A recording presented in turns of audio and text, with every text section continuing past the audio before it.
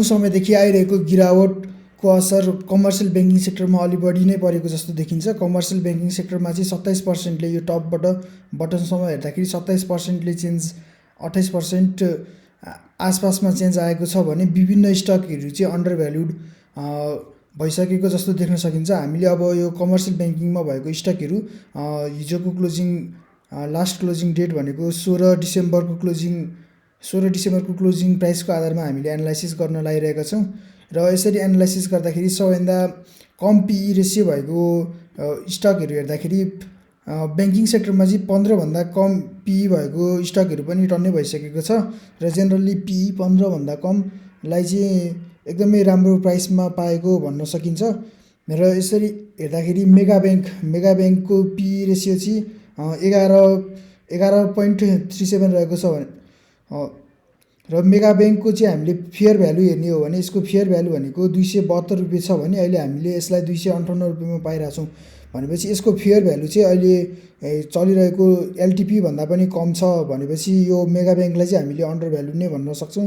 यो ग्राम फेयर भ्यालुको हामीले फर्मुला लगाएर हेर्दाखेरि मेगा ब्याङ्क चाहिँ हामीले अन्डर भ्यालु नै देखेका छौँ र मेगा ब्याङ्कको चाहिँ इपिएस पनि राम्रो छ, 22 रहेको छ यसको इपिएस, बुक भ्यालु पनि 144 रहेको छ र अरू इन्डिकेटरहरू पनि राम्रो रहेको छ र यो वर्ष चाहिँ यसले 12% बोनस डिभिडेन्ड पनि दिएको थियो। यसको हामीले अब डिस्ट्रिब्युटेबल प्रफिटहरू अरू हेर्ने हो भने अरू ब्याङ्कहरूको तुलनामा यसको राम्रै देख्न सक्छ हामीले। तर अब यो स्टक चाहिँ अन्डर भ्यालुड भएको छ र यसलाई चाहिँ किनेर अब अलिकति होल्ड गर्दाखेरि एकदमै राम्रो प्रफिट हुने जस्तो देख्न सक्छौँ। अर्को कम पी रेसियो भएको स्टक रहेको छ एसबिएलको चाहिँ 12 रहेको छ यसको पी रेसियो र यसको इपिएस पनि एकदमै बढी छ, 34 इपिएस रहेको छ, बुक भ्यालु पनि 188 रहेको छ र यसको फेयर भ्यालु चाहिँ 382 रहेको छ र यो चाहिँ अहिले 425मा पाइरहेको छ भनेपछि यो पनि आफ्नो फेयर भ्यालुको नजिकै आउन लागिरहेको जस्तो देख्न सक्छौँ हामीले। र अब यसको पनि हेर्ने हो भने आरओई पनि राम्रो छ, 18 आरओई रहेको छ, मेगाको 17 आरओई रहेको छ। यो आरओई यति धेरै 15 भन्दा माथि हुनु भनेको एकदमै राम्रो मान्न सक्छौँ र दुईटैको नन पर्फर्मिङ लोन पनि एकदमै कम छ, 1 भन्दा पनि कम छ। र यस्तै अर्को रहेको छ एनसिसिबीको पी रेसियो 13 रहेको छ र यसको फेयर भ्यालु हामीले हेर्ने हो भने 256 रहेको छ र यो अहिले 268मा पाइएको छ भनेपछि यो पनि फेयर भ्यालुको एकदमै नजिक रहेको छ र यसलाई नै लगभग नियर अन्डर भ्यालु स्टक भन्न सक्छौँ हामीले। र अर्को रहेको छ एलबिएल लक्ष्मी ब्याङ्कको पनि 13 रहेको छ पी रेसियो र यो चाहिँ यसको एलटिपी 259 छ भने यसको फेयर भ्यालु पनि 259 नै छ भनेपछि यो पनि अन्डर भ्यालुड नै भएको छ, ठ्याक्कै अन्डर भ्यालुड, अब आफ्नो फेयर भ्यालु जति छ त्यतिमै आएको छ। त्यस्तै अर्को रहेको छ एमबिएल माछापुच्छ्रे ब्याङ्क, यसको पी रेसियो 13.70 रहेको छ भने यसको अब फेयर भ्यालु चाहिँ 270 रहेको छ भने लास्ट ट्रेडिङ प्राइस चाहिँ 300 रहेको छ भनेपछि यो पनि आफ्नो फेयर भ्यालुको करिब नजिकै रहेको छ।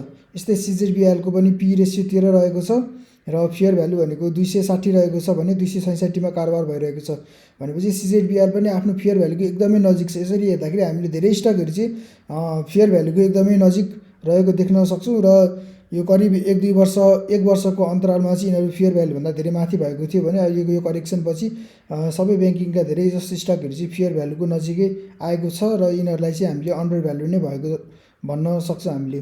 त्यस्तै एनएमबी ब्याङ्क रहेको छ, एनएमबी ब्याङ्कको पी रेसियो 14 रहेको छ, यसको फेयर भ्यालु भनेको 296 र यो चाहिँ 337मा कारोबार भइरहेको छ।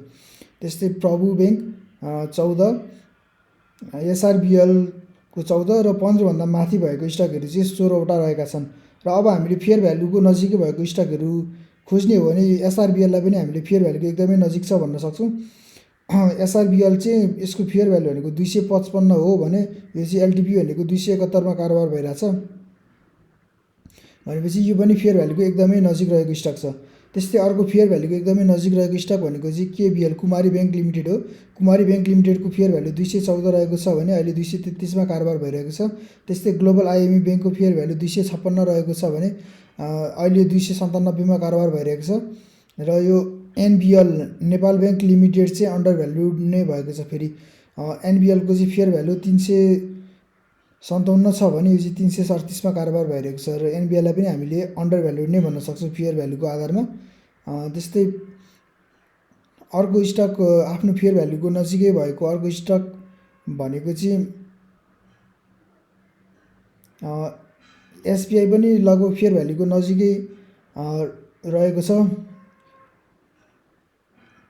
र यो चाहिँ हामीले फेयर भ्यालु र यसको पी रेसियोको आधारमा हेऱ्यौँ। पी रेसियो सबैभन्दा बढी भएको ब्याङ्क चाहिँ नोबेल ब्याङ्क रहेको छ। नोबेल ब्याङ्कको चाहिँ पी रेसियो 44 रहेको छ र ब्याङ्किङ सेक्टरहरूको स्टकमा अलिकति बढी पी रेसियो भएको चाहिँ 3-4वटा ब्याङ्कहरू देखिन्छ भने अरू सबै ब्याङ्कहरूको चाहिँ पी रेसियो 20को आसपासमा रहेको हामीले देख्न सक्छौँ। र हामीले इपिएसमा हेर्ने हो भने सबैभन्दा बढी इपिएस भएको ब्याङ्क चाहिँ एनआइसिएसआई ब्याङ्क रहेको छ। एनआइसिएसआई ब्याङ्कको चाहिँ 40 इपिएस रहेको छ। त्यस्तै एसबिएलको 34, नोबेलको 32 र अरू स्टकहरूमा हेर्दाखेरि रिटर्न अफ इक्विटी हेर्नुपर्छ। रिटर्न अफ इक्विटी चाहिँ सबैभन्दा हाई एनआइसिएसआईमा रहेको छ। त्यसपछि एसबिएल, मेगा, एनएमबी यो चाहिँ फर्स्ट क्वार्टरको मात्र रिपोर्टको आधारमा रहेको हो र फर्स्ट क्वार्टरको रिपोर्टले चाहिँ पुरै वर्षको जति एकुरेट डिटेलहरू त दिँदैन र त्यही भएर हामीले अरू इन्डिकेटरहरू चाहिँ त्यति धेरै हेर्न जरुरी छैन। र हामीले यहाँबाट चाहिँ अन्डर भ्याल्युड भएको स्टकहरू भन्दाखेरि मेगा ब्याङ्क चाहिँ अन्डर भ्याल्युड नै भएको देख्यौँ। अर्को रहेको छ एनबिएल पनि अन्डर भ्याल्युड नै भएको भेटेका छौँ र अरू स्टकहरू पनि जस्तै एलबिएल पनि अन्डर भ्याल्युड नजिकै पुगेको छ र अरू स्टकहरू पनि आफ्नो फेयर भ्यालुभन्दा एकदमै कम फेयर भ्यालुको नजिक अथवा कुनै त फेयर भ्यालुभन्दा नि तल आएका छन्। त्यही भएर अलिकति लङ टर्महरू होल्ड गर्ने हो भने यो अन्डर भ्यालु भएको स्टकहरू चाहिँ प्रोफिटेबल हुनसक्छ फ्युचरमा। जस्तै सिजेडबिआइएल पनि अन्डर भ्याल्युड नै भएको छ।